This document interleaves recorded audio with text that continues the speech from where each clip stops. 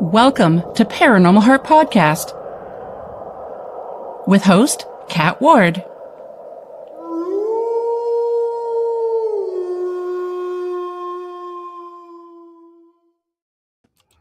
Welcome to Paranormal Heart Podcast, Paranormal Talk with Heart and Soul. Tonight's segment is pre-recorded, streaming on United Public Radio Network 107.7 New Orleans, 105.3 the Gulf Coast, YouTube, and any place you find your favorite podcast. I'm your host, Kat Ward. Thanks so much for hanging out with us tonight. Looking for a great new podcast? Join my friends Justin Cancelleri and Eric Skriback on Paratruth Reborn. Explore mysteries beyond the veil every Tuesday night at 10 p.m. Eastern on UPRN, YouTube, and wherever you listen to podcasts. So tonight, my Haunted Hearts, my guest is Lee Hatfield, a seasoned paranormal investigator known for bridging the gap between scientific inquiry and unexplained phenomena with a focus on evidence, methodology, and emerging technology. Lee approaches the paranormal through a critic's yet open-minded lens, seeking answers where conventional science and the unknown intersect. On this segment, Lee will discuss where science meets the paranormal. So welcome. Are you sure we're live this time? Oh, hi, Kat. How are you doing? I'm doing well, thank you.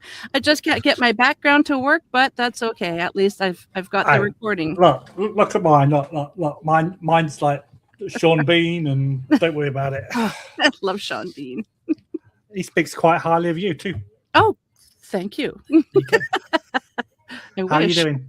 I'm doing well. Well, now that I figured out why it was a user error, that's why when we tried to...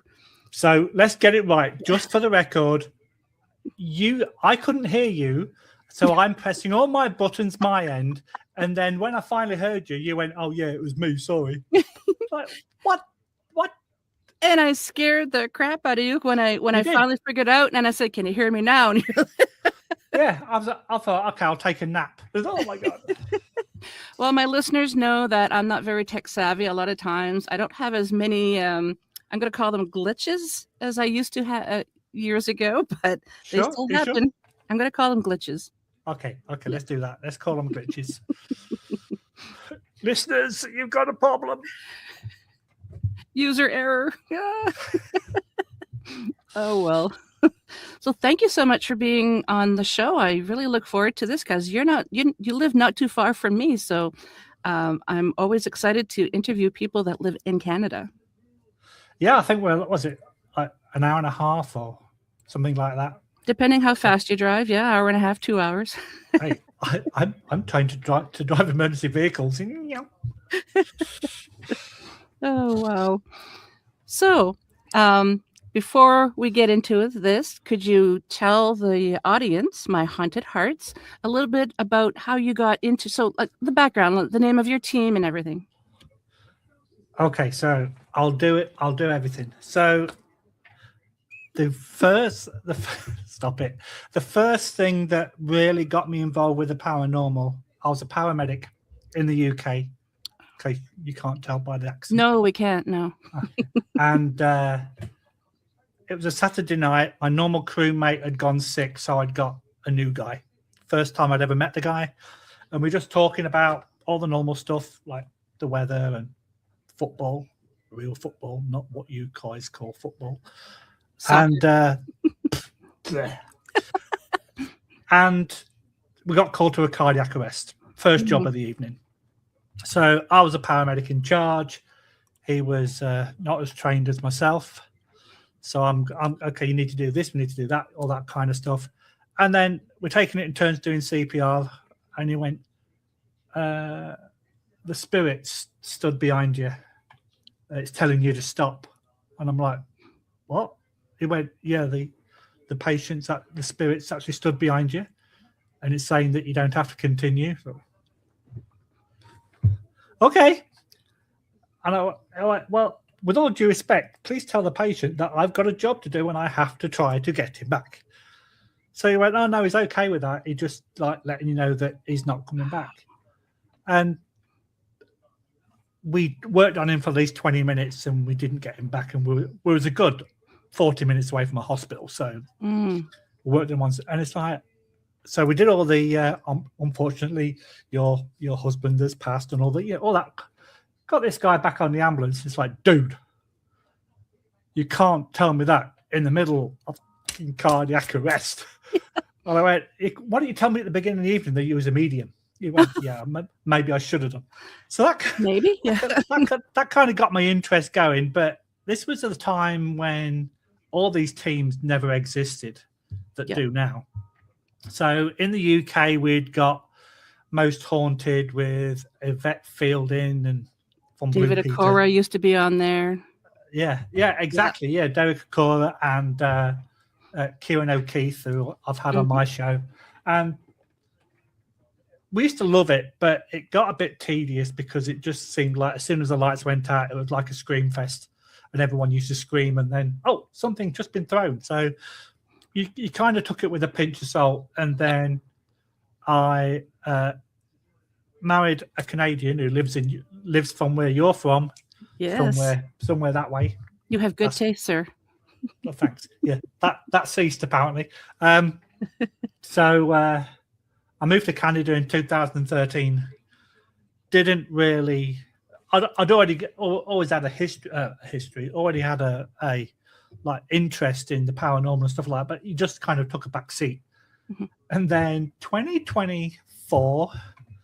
This is the kind of people that Kat is because she lives from where my wife was born. Mm-hmm.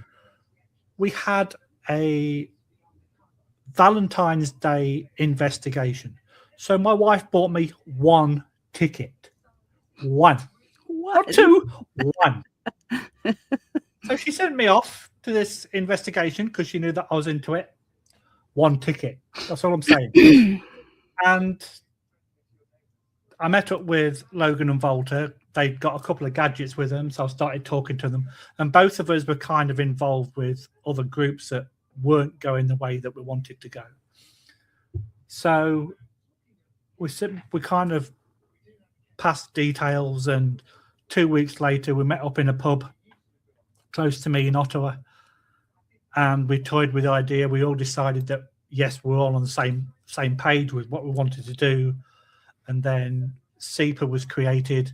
Basically, we've got a notepad and, well, we need to have paranormal in it. Okay, we need to have we want to be like the scientific base, kind of like using the proper equipment rather than just go ghost. Okay, so we wiped down. And then we decided that it was going to be S.I.P.A, as in Scientific Investigation of Paranormal Activity. Doesn't mean that we're scientists, but we like to use the equipment that you can buy for construction. Like a tri-field can be used for construction. So we kind of use that kind of equipment rather than like a K2, for example.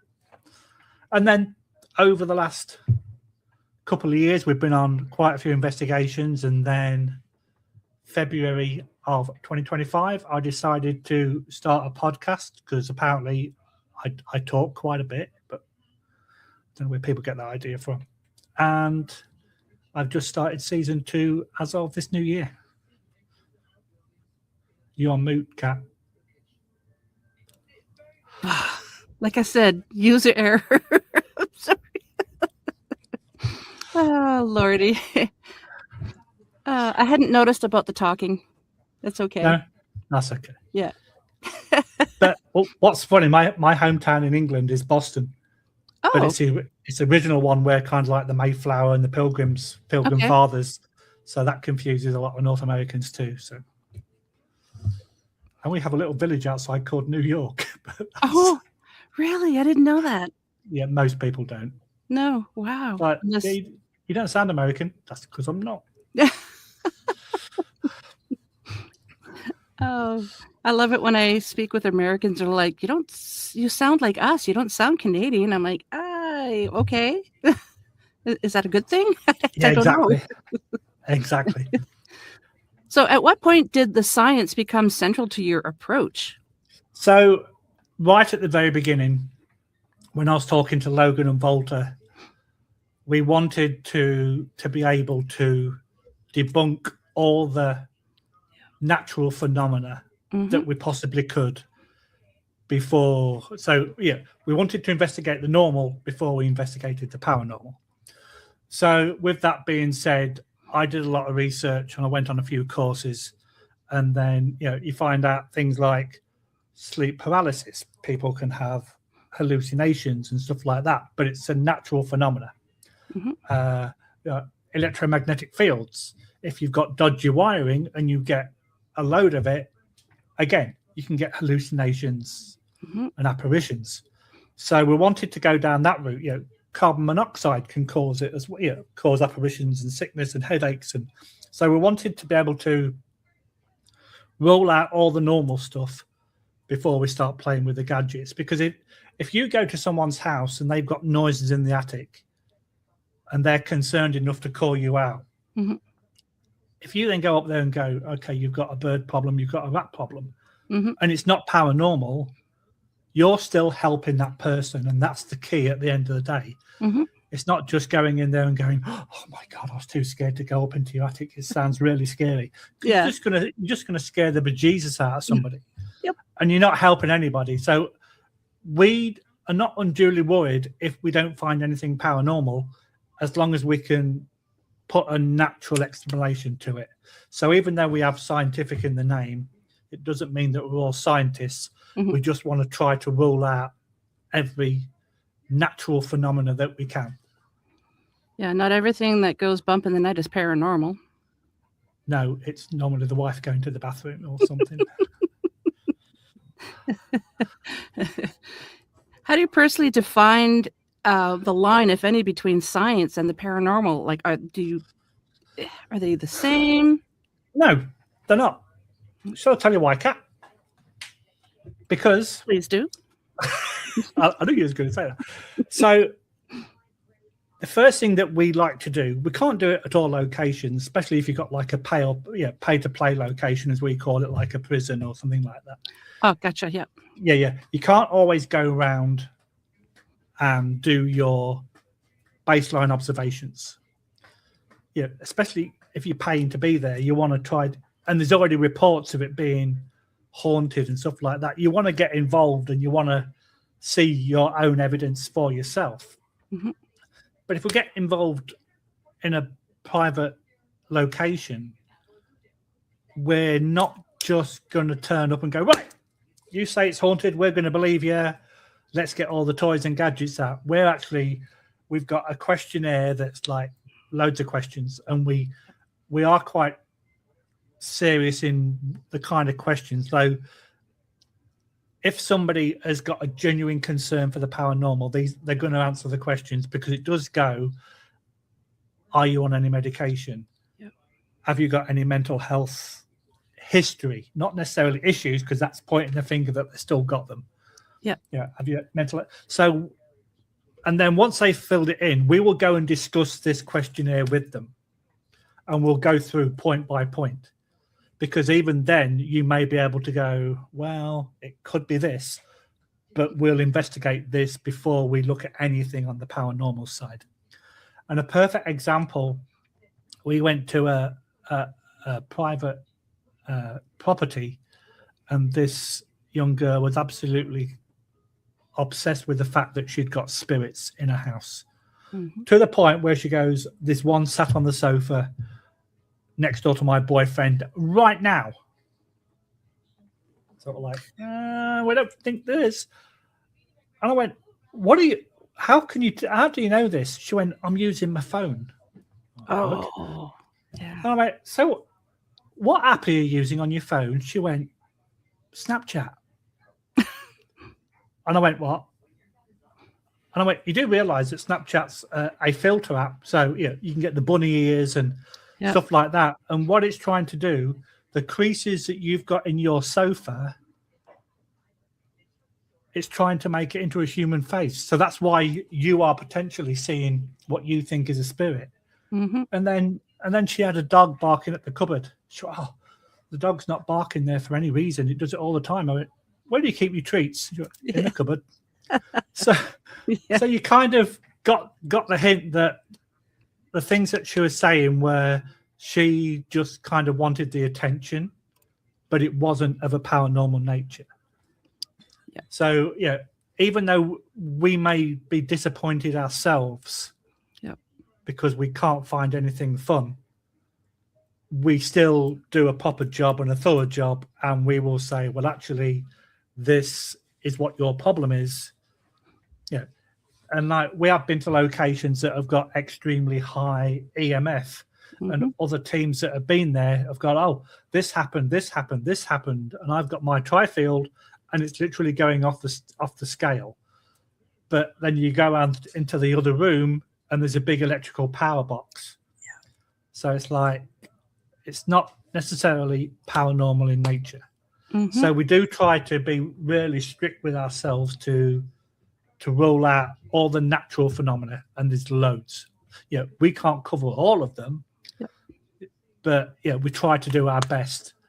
But then it also depends on what information they're telling us as well, because it could be, look, I'm hearing voices. Well, have you got any evidence of that? Well, yes, I have. I recorded this, and then you can analyze that as well. So, yeah, unfortunately, the private investigations are very few and far between. But so then we have to like iron out our skills at the public ones. But like I say, yeah, these locations are pay to play kind of things. So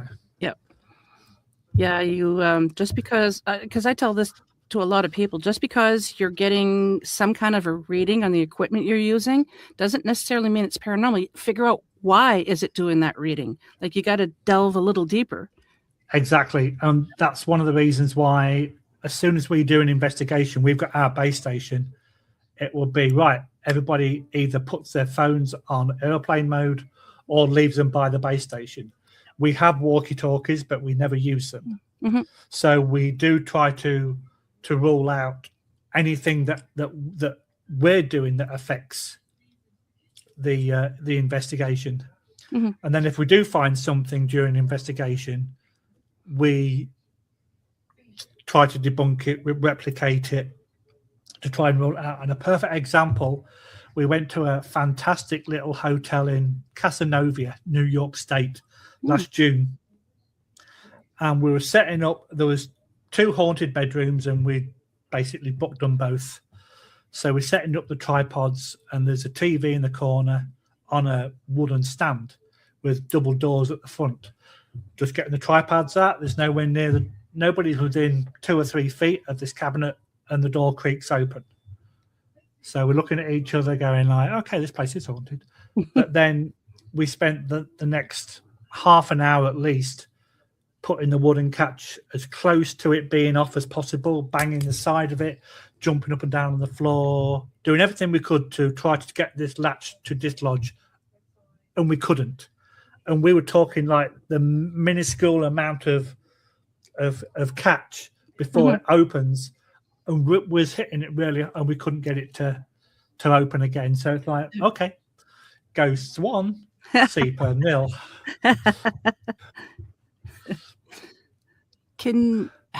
I have so many questions. Can you walk us through how your team does an investigation, whether it's a private residence or whatever, like right from the start to the finish? Yeah, so there's 3 core members, me, Valter, and myself, and then we do have other team members as well. So while they are setting tripods up, and Logan's got a background in film. He works in the film industry. So while he's setting cameras up and tripods and getting the base station set up, so we know where the cameras are going to be and all the angles, I will literally walk around the property. I do my own thing. Sometimes I'll get another team member with me, and I will literally walk like from top to bottom with the tri-field. Yeah, I've also got a black mold detector as well. I've got a carbon monoxide detector. Really? Black mold detector? I didn't know that was a thing. Yeah, black mold can create hallucinations as well. Oh, definitely. Yeah, I have to write this down. Yeah, write that down, Kat. Oh, yes. You got a pen? Go. I do. Yes, thank you. Okay, great. Yeah, so we go around with those in our hands, and we'll literally like go from like one wall, and we'll cover the entire property. And then obviously then if we get a peak in EMF, we will make a note of where this peak is and how far away from the wall, for example. So, okay, after a foot, it drops by 50%. because you're getting constant readings on your tri-field. Mm-hmm. So we basically go around and we'll do base readings. And we've got thermometers. I've got not a FLIR, but I've literally got like I'm going to say a heat gun. Then I'm not a Martian, like a heat. Yeah. So we go around looking for hot spots and all that, and we literally like roll out as much as we can before we start, because and this is something that a lot of people don't take into account. A spirit level that a carpenter uses that's got the bubble. Oh, yes. I have one of those in my kit, because if you come up to me and go, oh yeah, this door creaks open by itself, the first thing I'm going to do is to plumb the door to see if it's level and if it's balanced, because if it's brilliant. And if it creaks open, and then if you've got creaky floors and stuff like that, don't put people laugh and joke about cat balls, but the way that we do it, we have a vibration sensor. Mm-hmm. We call it an earthquake sensor, but which basically it is. If anything moves, it will light up. Mm-hmm. So we put the cat ball on top of it and then put it somewhere that's not easily going to get kicked or anything like that. So if one goes off without the other, because both of them are vibration, then there's something to look at, because you're not going to get one going off without the other, because they're both, like as I said, they're both vibrations. So we do things like that to double like protect ourselves for anything that could be mistaken for rational phenomena. So if we had all the time in the world, I would spend a good couple of hours going around a building, because most buildings that we go to are 2 floors, mm-hmm. at least, if not more. Yep. So to go around the entire building is going to take a good few hours. But if you're paying to play, you've only got a set amount of time. So I will do a quick scan of the area, mm-hmm. and then because literally on your tri-field, you can just walk around, and if you see it flick, you just back up. Okay, there's something here. Mark it on a map. Because you take a notepad and pen with you, old school. Draw the room. Okay, there's something here that is picking up. So if we have something in this area, it could be related to the EMF, and so you get a rough idea of what you're dealing with. A little bit harder in places like prisons, because you've got thick walls and stuff like that, but you've still got a lot of electrical conduit and stuff like that. Mm-hmm. So potentially you could still get dodgy wiring. So even though jails are known to be really cool for investigating, mm-hmm. you still might be a natural phenomena. Could be. Have you ever because you wouldn't be able to do it at the pay for play locations, like you say, it would be more of a private residence. Have you ever asked the client if you can turn the power off to the entire house? We haven't been in that situation as of yet. Okay. But we kind of have our plan of action ready. So okay. If it's possible to turn the power off, by all means do it. Yep. But what you've also got to take into account in this day and age, modems and things like that are just going to reset themselves. You're in Canada, you get power outages all the time. Mm-hmm. But you just got to be careful of like fish tanks, freezers, stuff like that that's going to damage food, or like injure, and not injure, but affect wildlife, fish and stuff like that. So you've got to take that into account as well. But if you're in a location that you can switch the power off completely, fill your boots, go for it, because you're completely taking away any possible EMF and stuff like that. Yep. Do a base reading first, and then turn the power off, then do another reading and see what happens. Yeah. But it's quite funny how people always like to investigate in the dark. Yeah. But there's just as many paranormal instances in daytime than what there is at night. People just do it because it's spooky and it's cool, but you don't have to investigate in the dark. No. There's also another reason why people would like to investigate at night, because a lot of times your equipment just it has its own light source inside, so it might be easier if it's dark. Yeah. It's quieter, But yeah, we've had clients before that they've had activity during the daytime. Why go at night? The activity usually happens in the daytime. So, yeah. And one of the main reasons why people go at nighttime, it's quieter. Yep. Not as many people about, less traffic. A lot of the normal stuff that would be there in the day-to-day, like computers, stuff like that, would be switched off. Okay, your air conditioning, maybe you could switch that off for a couple of hours, as long as it's not in the summer and it's not 40 degrees. Yeah. But all the opposite, where it's like in the middle of winter, because hi, Canada, where it's like it gets cold. It could be minus 40 Celsius. Yeah, exactly. So you've got to take that into account as well. Yeah. So there are possibilities where you can turn the power off. However, you've got to judge your bets to what's the best practice, really.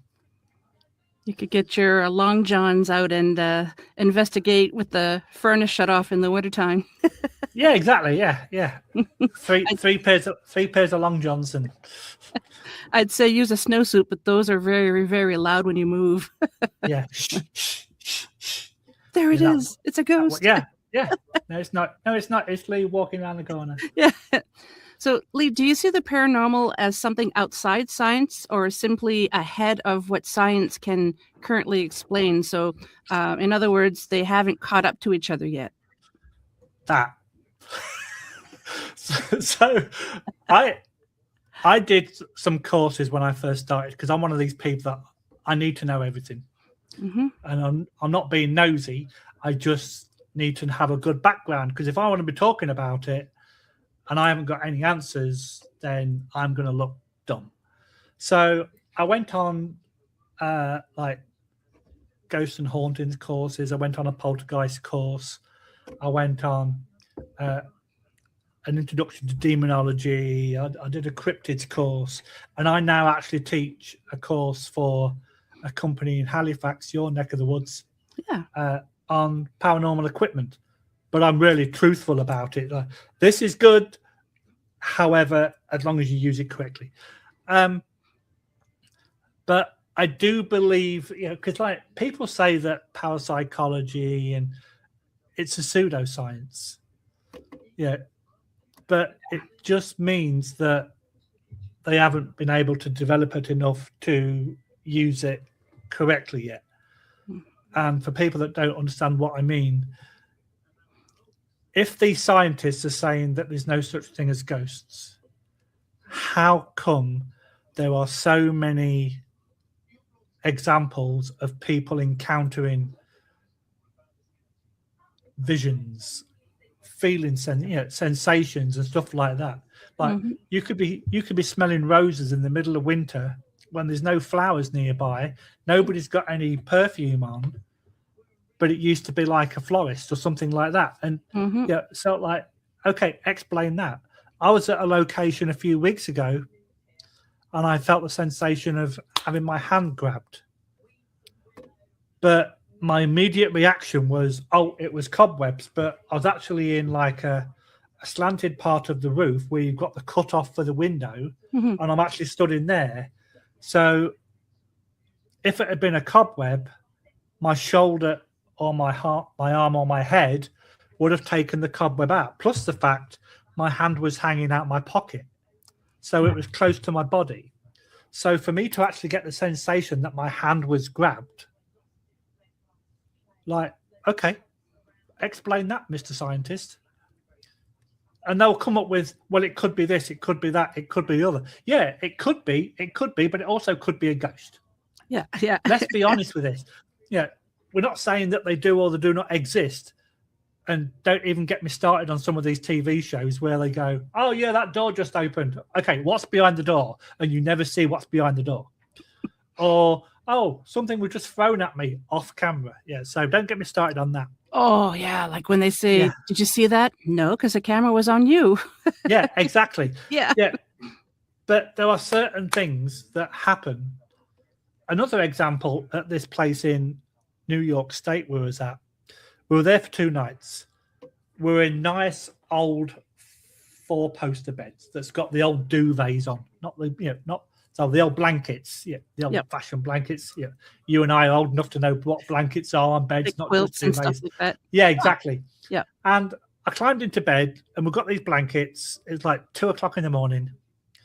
So anybody that's ever been in a bed with blankets, if you make a movement and you form a space, then the blanket will dip and it will kind of fall into the space where your legs were, for example. Mm-hmm.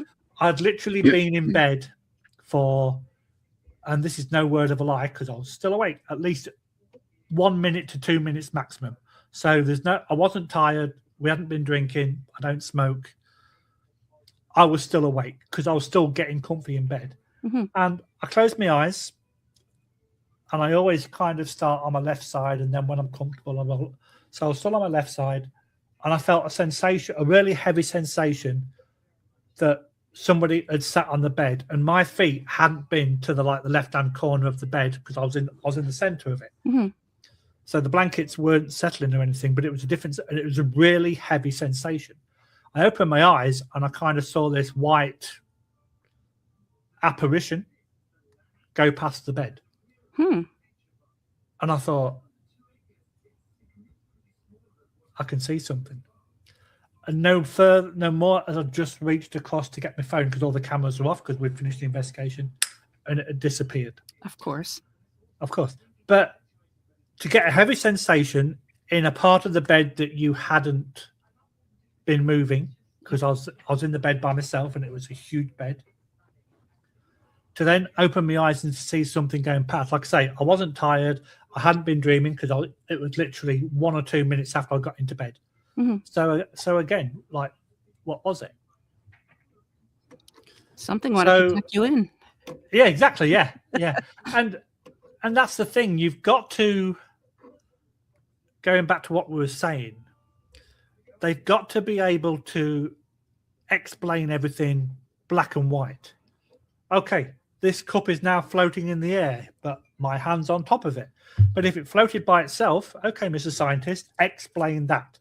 Yeah. And sometimes you see things moving that can't possibly move without human intervention, but the camera's been on it for the entire time and nothing has touched it. Mm-hmm. So, yes, they can't prove anything unless they've got the evidence. And it's the evidence that's the problem. Because you can experience something. I've told you about a couple of experiences that I've had, but they are personal experiences. Only I had my hand touched, or what I felt a sensation of my hand being touched.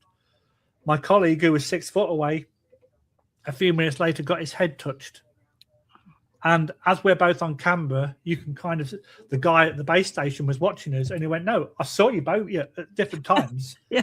So you obviously felt something that wasn't there at the time. So what was it? Mm-hmm. So I like putting these some of these scientists to the test. One of my friends is a parapsychologist and he tries to debunk stuff. I'm like, no, give me an answer. I can't. No, give me an answer. And I did that with Kieran O'Keefe. It's sort of like, Kieran, give me an answer. And he went, I can't give you an answer. I went, so what are you putting it down as? He went, unexplained, because I can't give you an answer. Yeah. Okay, fair enough. So you kind of do believe, but then, yeah. But to be a good investigator, you've got to have a certain amount of skepticism anyway. Yes. Because of all the reasons that we've said already for natural phenomena. Yeah, a door creaks open. Okay. Yeah. Is it hung correctly? Yeah. So, yeah, if you've got pets and stuff like that, yeah, something brushed past my leg, but you don't see the cat walk off. Yeah. Yeah. Oh, something touched my leg and the cat was like really quick and went around the corner. Then it's sort of like, yeah, but you could say, I think it might be this, but you can't say for definite. So the jury is still out. I think we need different equipment, but I don't know what. Yes. Yeah, and don't use a ghost hunter app on your telephone. My God, how old am I? Imagine picking up the dial. Look. Oh, jeepers. That would be funny. Yeah, selfie. Yeah. Towards you. So is there a piece of equipment that you absolutely love and why? And what's your least favorite piece of equipment? So I think the fact that I've spoke about it a lot, I do like the tri-field because it's a piece of equipment that contractors rely on when the like, you know, how much whatever it is emitting from a radio mast and stuff like that. So it's a recognized piece of equipment in the real world. Like if you've got a K2 and you've got a tri-field next door to you, the K2 does pretty light. Whereas if you want a definitive answer of how much EMF there, you actually get a spike on it and it tells you how much EMF you've got in a particular area. So I do like the tri-field. Some of the other devices I'm a little bit more dubious about. Okay, the K2 is a basic version.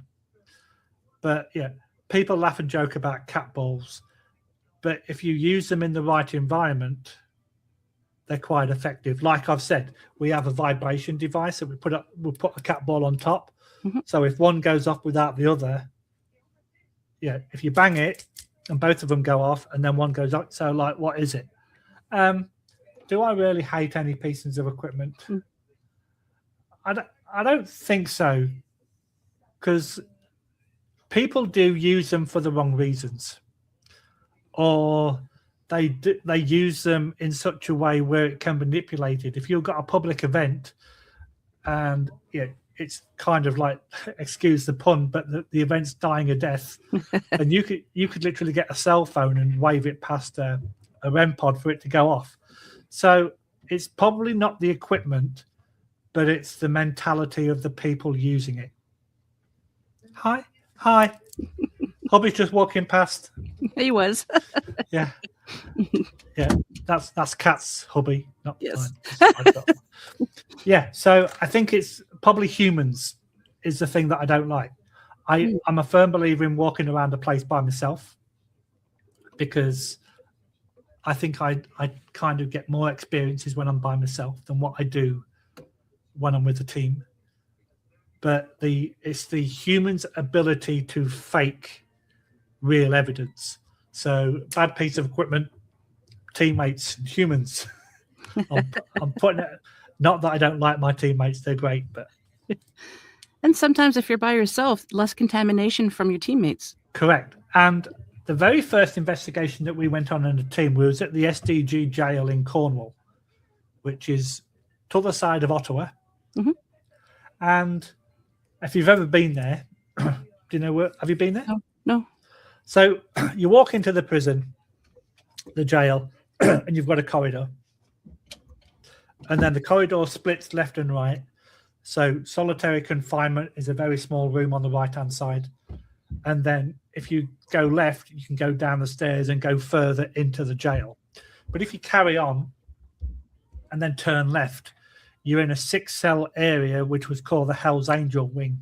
And I'm in, like, Logan had gone left, Valter had gone right, and I'd gone straight on. So I'm probably a good 30 or 40 feet away from both of them. And I'm doing my normal spiel where, if there's anybody here, please make a sign, make a sound. I'm here with the utmost respect, all that kind of stuff. And after I said, if you could make a noise, I would very much appreciate that. In review afterwards, I heard a double breath, and it was like a, and I'm like, hang on a minute. Did I just, and it was a double breath. And like, I spent 13 years as a paramedic. I know how people breathe. I know how I breathe. And I know damn well that it was not me breathing. But there was definitely something there. So one thing that we also do, which makes it even more like true based and that you can debunk or confirm something. I have 2 different people, and I will send my audio, my video to them. Now, one of them, and he did it with this double breath, he actually broke it down into voice waves. So he went, this is your voice wave, and this is your double breath. And that was not you. And then I sent it to my other buddy, and like he proved that the audio hadn't been tampered with, it hadn't been added, all that kind of stuff. So nobody can say what it was or what it wasn't. We don't say that it's a cracking EVP, but we put it on the unexplained pile.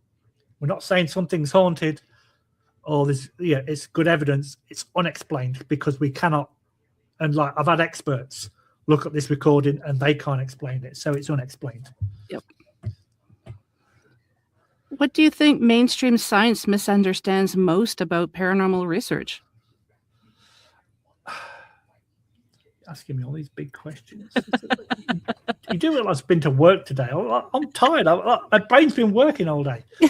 So it's not necessarily mainstream science, but like mainstream TV and stuff like that. I'm going to say it, and it's going to bug me to say it. Not everything is a frigging demon. Yeah. Right. Stop using the D word. But there's a lot of stuff that science does not know. Like, for example, completely random fact. Yeah, we haven't investigated like 3/4 of the oceans, for example. Yeah. So there's a lot of that. If the technology has not been invented yet, there's no way that we can prove what we're looking for when a lot of people think it doesn't exist. Yep. And if you've got a scientific mind, you're going to be as skeptic as hell. You've got an academical mind, you're going to be as skeptic as hell. Until you get that one experience that you cannot explain. And then it's like, well, I can't explain it. Well, it could have been this. It could have been a lot of things. Like I say, yeah, I said that at the beginning of the show. It can be so many things, but it's rational that it can't be possible to be these. I had another incident where something happened. I got this noise and I heard it with my own two ears, live, so to speak. And some guy said, "Oh, it was a squeak of your shoe." No, it wasn't. It was nothing like, oh, it might have been a car going past. And I went, you're 40 foot from the road. It's not, yeah. So all these scientific people will say it could be this, it could be this, it could be this. Yeah, but what's the chances of it actually being that? Unless you can prove it. If you've got squeaky shoes on, and we all know what squeaky shoes sound like, and then you get a psst, that's not a squeak. Yeah. And that's what happened. Somebody like literally psst me, and I'm like, I've got my body cam on. I turn around, there's nobody there. So I can't explain that. I send it off to other people to try and break it down to see if they can. Okay, well, it could have been this. You can hear a smoke detector chirping in the background because it needed its battery. So we know it wasn't that. It didn't sound anything like it. You can hear the furnace in the background. Again, it sounded nothing like it, and furnaces don't go psst every now and then. So if they did, something's really wrong. Exactly. So you're not going to put these kind of things on this thing and go, okay, well, it could be that. Well, okay. Have you ever known a furnace to do that? Well, no. Well, it's not that then, is it? Yeah. Have you ever known a car to do that? Maybe if a car's got a puncture in the tire, but you'd have to be right up close to it. Yeah. Yeah. And it would be a constant psst of air escaping. Wouldn't just be one. Yeah. So, yeah, science has got a lot to learn, but then we've also got to stop putting all this fake crap on TV and on YouTube as well. I know. Because people that are really interested in it, and like there's so many Facebook pages where it's go, look at this picture. What do you see? Nothing. Oh, but my mum died like 6 weeks ago, and this light it's called lens flare, and they don't understand the science side of it. That you can have so many different things that will happen with a camera that are part of the camera's like normal settings or something that will cause different things to happen in pictures or in video or even on audio. you could brush past something and you hear a sound, but if you can rationally explore, well, that sounds like I was brushed past the table. And when I had that psst noise, you literally see me walking past the table a couple of times to try to replicate it. But then it's like, well, it didn't sound like I brushed past a table or a chair. Yeah. So what was it? And you can't explain it. But I do have a really cool theory that I like telling people, changing the subject just a little bit. Sure. So if there's a demon in a room, what is the most common thing that happens to people if demons exist? They get scratched. Oh, yes, yes. And they always say it's demonic. Right. Lee's going to give you a theory. And I love this theory. I can't wait to hear it. Other people love this theory as well. And I've actually had it, some scientific people are like, I love this theory. So if one of us is deceased and we know each other when we were both alive, and the deceased person tries to call the other person by their name, you're not going to hear them, hopefully. Well, you might do, but mostly you're not going to hear them. So the natural thing to do in real life is to shout louder. Cat, cat, to get your attention. Mm-hmm. If that doesn't happen, what then is the next natural thing for you to do? They're going to try and touch the person. Ding, ding, ding. We have a winner. Yeah. So you put the deceased, the ghost, whatever, puts the hand out to touch that person, either on the arm or whatever, and it could be that energy that is passing from the spirit realm to the human, so to speak, that is causing friction or causing something on that skin for it to cause marks.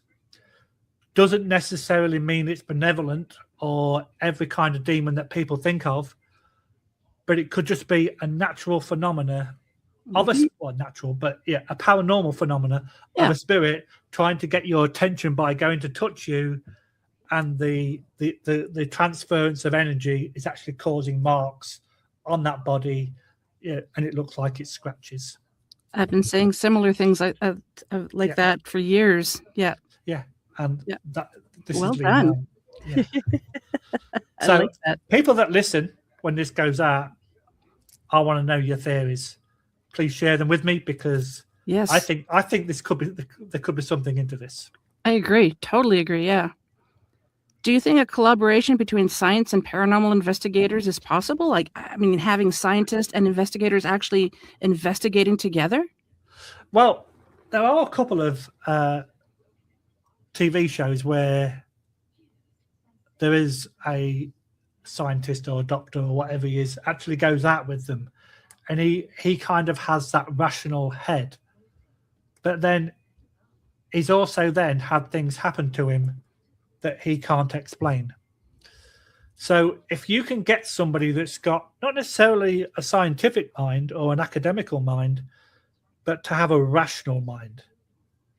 So Joe Debunker, who likes debunking things, don't just say that wasn't a ghost just for the sake of not saying it. Think of a rational explanation of what it could be, try to duplicate it, or then try to rule that example out. So, because I spent 25 years in the emergency services, I know how people breathe. I know how people don't breathe. Yep.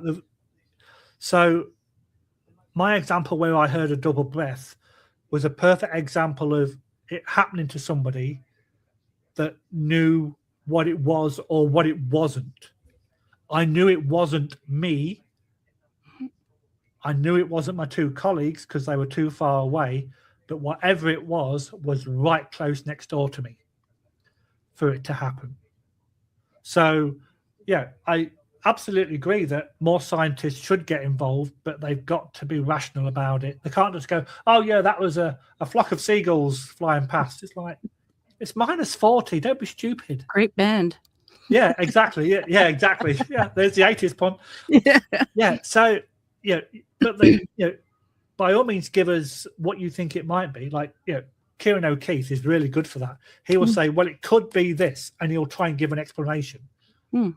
But it's the times when they go, well, it could be this, but they're just coming out with random, like, suggestions where it's like, oh, it could be that. No.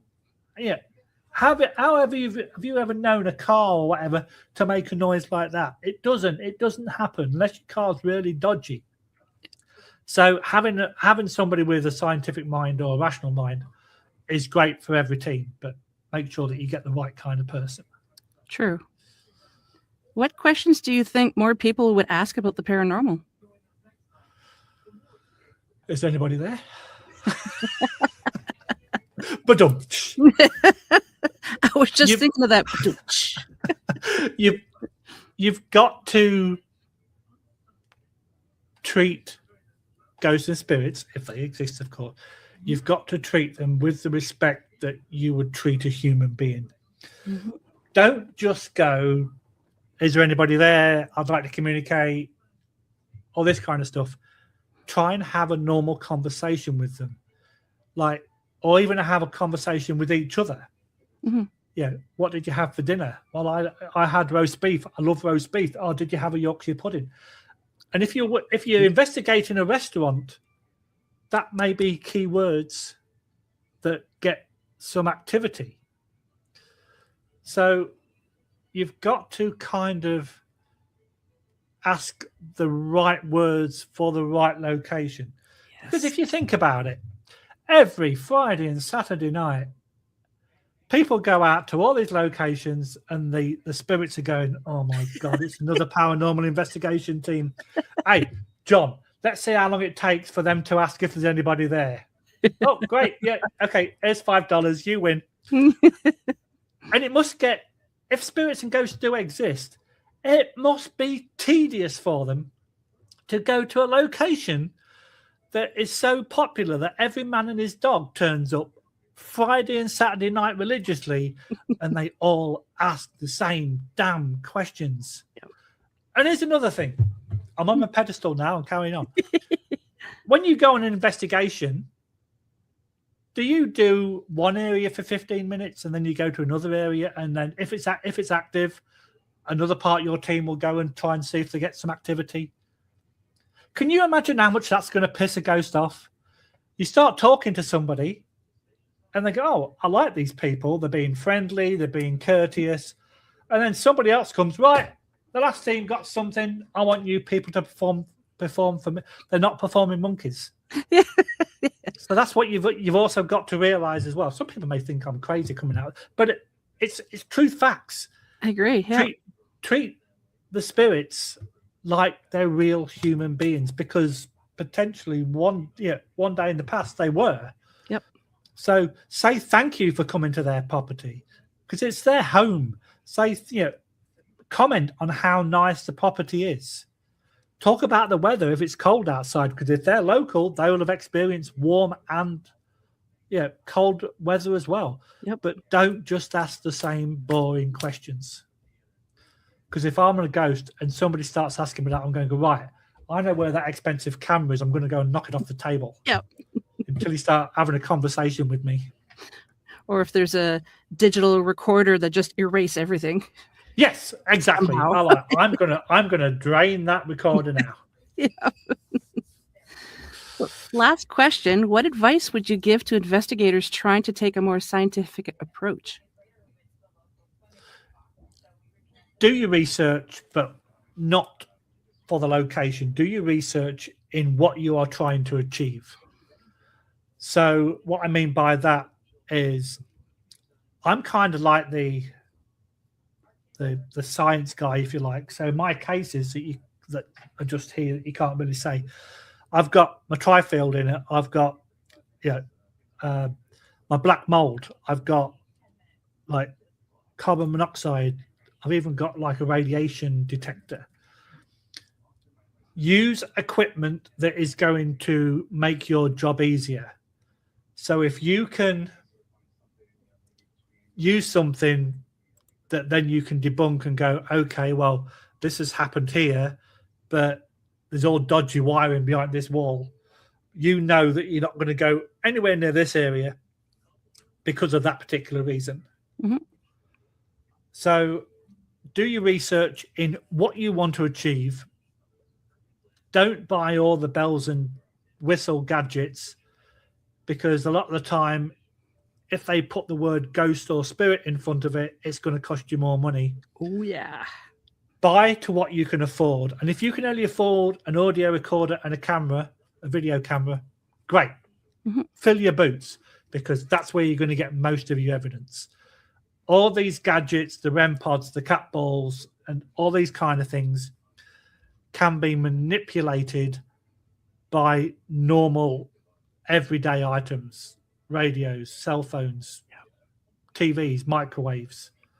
So try to stay away from the bells and whistles and just use logical equipment. Back in the day, people had pen and paper and they wrote things down. Yeah. So think about the basics before you start going all shiny and gleamy and like, oh, this makes a pretty noise. Because yes, they can be good in the right environment, but people will buy them just for the sake of buying them and go, look, I've got this. And if you do this, it goes off. Okay. But what does the lights, different lights mean? Well, I don't know. I've not looked at it. And a typical thing for a REM pod is the different lights will go off depending on how close it is. So you know how close a particular entity, object, spirit, whatever is. Mm-hmm. But learn about it. Don't just buy the equipment to make yourself look good. It's like having the paramedic with all different pouches around and he's just come out of training school. Mm-hmm. What's that for? I don't know. I just thought it would look good. Learn about your equipment. If you buy a video camera, learn it inside out. I bought a new video camera and I did not realize it had an extra mic on top that I had to change the settings. Oh. So the first investigation I went on was dead silent on the footage because I had to go into the settings to turn the external mic on. Make sure you know how to use your equipment. Yep. Also, look into how your equipment can fail and learn, if you're going to be taking stills and stuff like that, learn what lens flare is, learn what orbs can be, bugs or dust or what, dust reflection. Learn all that, and then you're going to be a much better investigator than somebody who just goes in it for shits and giggles. And invest in battery companies. Yes, absolutely. 100%. Yeah. Well, Lee, thank you so very much. I really enjoyed this. It was great to talk to you. Could you tell the audience where they can find you? Yeah. Well, I mean, other than in your chair. Oh, okay. Oh, I thought you wanted my home address then. So, please send me stuff. Yeah. So, S.I.P.A Canada, S.I.P.A S.I.P.A. Canada is on YouTube. We are on Facebook. We are on TikTok, and we are on Instagram. And if you type in S.I.P.A Paranormal Chronicles with all the dots, you will find the website for the podcast. And we also launch them on YouTube every week and on all your favorite podcast locations. No. Well, thank you again, sir. Hang tight if you don't mind. I'll say my farewells to the audience. Hang tight. Okay. Kat, it's been a pleasure. Thank you very much. It's my pleasure. Thank you. Okay, bye-bye. So a huge thank you to my special guest, Lee Hatfield, tonight, and to you, my wonderful haunted hearts, for tuning in. I really appreciate you. I also want to thank UPRN 107.7 New Orleans and 105.3 the Gulf Coast for carrying the show. If you enjoyed tonight's episode, please like, subscribe, share, and comment. It truly means the world to me. And if you'd like to be on the show, have guest topics or ideas, or just want to say hello, drop me an email at paranormalheart13@gmail.com. Until we meet again, take care of yourselves and each other. Much love to you all.